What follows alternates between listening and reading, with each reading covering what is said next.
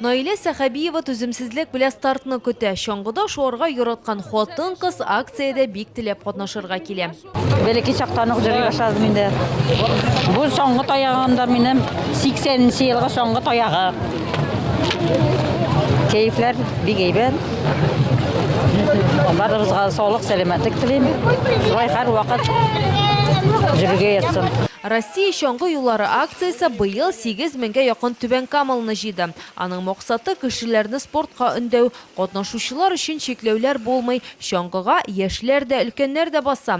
Ярышлар Батыр физкультура сәламәтләндерү комплексы янындагы аланда уза. Кәефләребез шәп, шушындый матур, кояшлы көндә без үзебезнең укытучыларыбыз, үзебезнең директорыбыз шушы матур көндә сәламәтлегебезне ныгытырга шунда чыктык. Нәтиҗәдә һәрбер категориядә иң көчле чоңгычыны бүләклиләр. Махсус приз иң яшь һәм өлкән чоңгычыга да эләгә. Һава торышы да катнашучыларны сөендереп тора.